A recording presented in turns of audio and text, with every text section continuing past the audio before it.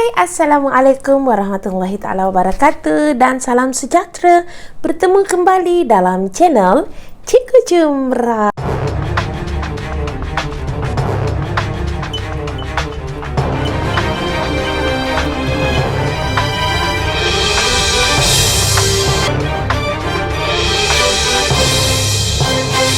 Okey, baik. Jadi hari ini kita nak belajar apa hari ini? Baik, tapi sebelum kita nak belajar, jangan lupa baca doa dulu. Dan juga jangan lupa, kalau kamu suka dengan video-video pengajaran cikgu, kamu boleh tekan like, komen, share dan juga subscribe channel cikgu. Terima kasih. Okey, baik. Jadi hari ini kamu boleh lihat di paparan di sebelah yang cikgu tunjukkan ini, kita akan belajar sejarah untuk tahun 4. Ini merupakan kesinambungan daripada tajuk yang lepas. Okey. Nak tahu tajuk yang lepas? Boleh lihat di playlist Cikgu Jumrah. Okey, dalam sejarah tahun 4. Okey, baik. Jadi untuk kali ini kita akan belajar Kerajaan Melayu Awal siri yang kedua, iaitu cikgu akan bawakan tajuk Hubungan Diplomatik Kerajaan Melayu Awal di Kepulauan Melayu. Okey, baik. Jadi, apakah objektif pembelajaran kita hari ini? Jadi di akhir pembelajaran ini, cikgu harap kamu semua boleh 4.1.3 menjelaskan hubungan diplomatik Kerajaan Melayu Awal di Kepulauan Melayu, dan juga kamu boleh 4.1.4 menghuraikan kegiatan ekonomi Kerajaan Melayu Awal di Kepulauan Melayu. Nampak tak? Kita ada dua objektif hari ini. Baik, jadi kita pergi satu persatu. Baik, hubungan diplomatik kerajaan awal di Kepulauan Melayu. Seperti mana yang cikgu ceritakan sebelum ini, kita ada beberapa kerajaan yang wujud dari abad pertama hinggalah ke abad 15. Jadi, dalam kerajaan-kerajaan ini sebenarnya tak semua kerajaan yang mempunyai hubungan diplomatik di antara dua kuasa besar, iaitu China dan juga India. Nampak? China dan juga India. So, kita ada 3 kerajaan utama yang bekerjasama dan melakukan hubungan diplomatik, iaitu Kedah Tua, Sriwijaya dan juga Majapahit. Cikgu berceloteh tentang hubungan diplomatik. Apakah maksud hubungan diplomatik tu? Okey, baik. Jadi cikgu akan terangkan. Hubungan diplomatik ialah hubungan yang terjalin daripada di antara sebuah kerajaan dengan kerajaan lain.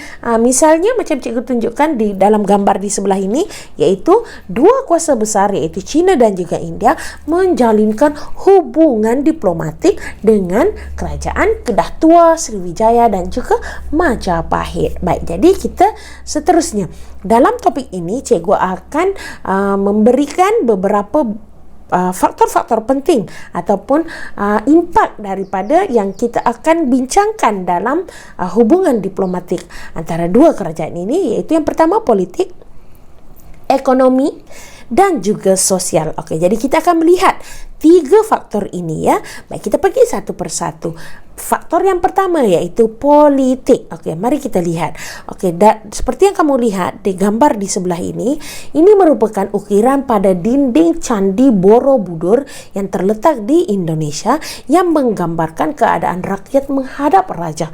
Apa maksud di situ?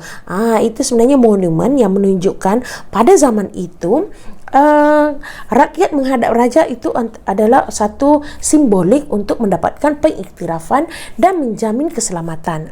Betul. Jadi hubungan diplomatik ini terjalin atas dasar politik untuk mendapatkan pengiktirafan dan juga menjamin keselamatan sesebuah kerajaan. Okey, baik. Seterusnya kita lihat pula dari sudut ekonomi. Aktiviti ekonomi dapat diperkembangkan melalui hubungan diplomatik ni. Maknanya apa? Contohnya macam nanti akan ceritakan selepas ini apakah barangan seperti yang kamu lihat dalam gambar ni pun kamu boleh nampak dah apa yang didagangkan pada waktu itu. Baik, tapi kenapa sebenarnya ekonomi ni penting? Sebab apa? Apabila ekonomi berkembang pesat sebuah kerajaan itu dan juga kerajaan Melayu awal pada zaman itu menjadi makmur, aman dan damai. Okey, baik. Jadi, apa yang terlibat dalam ekonomi ini iaitu kerajaan Melayu awal memasarkan rempah ratus, biji timah dan juga emas kepada dua kuasa besar tadi iaitu China dan juga India. Baik, bagaimana dengan China? China dan juga India, maafkan cikgu, dia menawarkan barangan mewah seperti tembikar, kain sutera dan perhiasan kepada kerajaan Melayu awal pada zaman itu. Okey, baik. Jadi, seterusnya kita lihat pula dari sudut sosial. Okey, di Candi Borobudur juga, di dinding Candi Borobudur juga terukir satu yang menggambarkan kedatangan utusan dari negara luar. Nampak tak? Perhubungan utusan daripada negara luar. Macam sekarang, zaman sekarang kalau kita nak apa? Menghantar, ada hantaran apa? Waktu bila tu? Ya, betul, pandai. Waktu majlis perkahwinan ada hantaran. Okey, jadi sebenarnya proses itu dah terjalin, dah berlaku pada zaman dahulu kala iaitu hantaran ini. Jadi, apa yang kaitannya dengan sosial ni? Okey, apabila hubungan diplomatik ini terjalin, dia akan mengeratkan persahabatan dan juga hubungan kekeluargaan melalui perkahwinan. Jadi maknanya kerajaan ini dan kahwin dengan rakyat kerajaan ini dan mereka akan berhubung menjalinkan satu persahabatan. Dah jadi keluarga dah melalui perkahwinan. Okey, betul. Jadi seterusnya kita pergi ke objektif yang kedua. Cikgu haus lah pula. Izinkan cikgu minum sebentar. Bismillahirrahmanirrahim. Sedapnya. Maafkan cikgu. Baik, kita teruskan ke kegiatan ekonomi kerajaan Melayu awal di Kepulauan Melayu. Baik, kegiatan ekonomi. Apakah kegiatan ekonomi pada zaman itu? Okey, baik. Jadi, dalam topik ini, cikgu akan bincangkan 4 kegiatan ekonomi yang dijalankan. Okey, baik. Kita pergi satu persatu. Yang pertama ialah pertanian. Okey, aktiviti ekonomi yang kedua iaitu pelabuhan dan juga perdagangan, dan seterusnya hasil hutan dan juga hasil laut, dan yang terakhir perlombongan dan juga pembuatan. Baik, jadi kita pergi satu persatu aktiviti ekonomi ini. Ya, pandai. Terima kasih. Baik, jadi kita pergi ke aktiviti ekonomi yang pertama iaitu pertanian.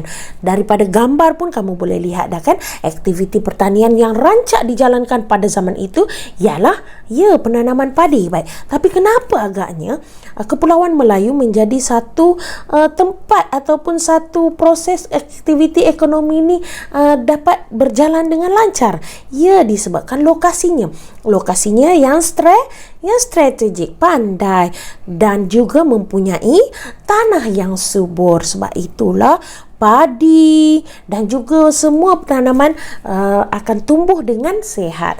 Baik, penanaman padi merupakan kegiatan ekonomi masyarakat kerajaan Kedah Tua dan juga Majapahit. Dua kerajaan ini memonopoli penanaman padi. Kedah Tua kat mana? Kat Kedah lah. Hampa pi tengok kat Kedah. Banyak padi kan? Okay, dan juga di Majapahit. Selain daripada padi, kita juga ada kita pula pada zaman itu juga terdapat penanaman lain. Okey, seperti pisang, buah pala dan juga ubi kayu. Pandai. Baik, seterusnya kita pergi ke perdagangan. Kenapa agaknya aktiviti perdagangan dapat dijalankan di Kepulauan Melayu pada zaman itu? Kenapa agaknya? Ya, sekali lagi lokasi menjadi satu tempat yang strategik, di mana lokasi Kepulauan Melayu yang berada di jalan laut perdagangan timur dan barat menjadi faktor kegiatan perdagangan berkembang maju. Nampak? Kemudian pelabuhan dan menjadi satu bila lokasi itu strategik dan juga sudah menjadi popular pada zaman itu, dia sudah menjadi pelabuhan. Bila pelabuhan ni maknanya apa?